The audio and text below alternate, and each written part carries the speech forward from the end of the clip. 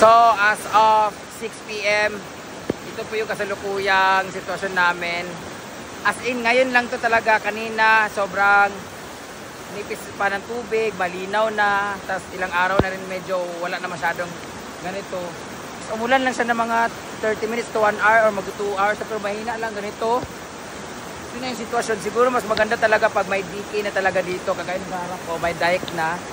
Para hindi siya maano, pero sana comment down sa mga taga Claveria dyan ko kanina pa ba umuulan sa inyo kasi bakit ang bilis talaga tumaas ng ilog ngayon. Dati kahit sobrang lakas ng ulan, isang linggo hindi talaga ganito ang tubig. Ngayon bilis na ng lugong-lugong. Ang taas na ng tubig oh. Wala na rin kaming tulay guys. Naano na rin tulay na bago naming gawa. And yung bato-bato na nilagay namin na pinagawa na.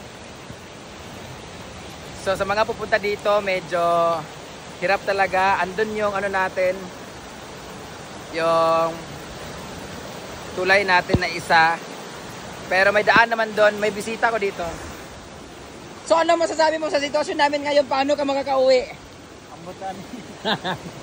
Hindi uwi si Chuyas, kaya dito muna siya matutulog. Wala kayong pasok? Wala ka malang pasok. Sana ka muna dito. Mag-stay ka muna nilang araw. Vlog-vlog ka. Sana tumulong ka dyan magawa ng pool. Oh, may pera ka pa, di ba? So, stranded po siya. Feeling ko siya po ang hinahabol ng baha ngayon. Ala, lakas na oh. First time maka-experience si Chuyas dito, di ba?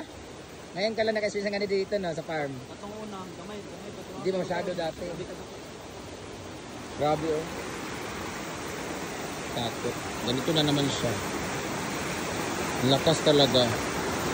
Hindi pa nga naka-recover yung namin. Meron na lagay lang ng simento eh. Ano ba yan? Alam, may upuan pa na. Ako sa dito biig na katong lamisa bi isa ka. Ay ito na, nanay nagkuha. Inakyat ko to guys kasi maaanod. Buti umuwi na lahat ng bisita. Yan.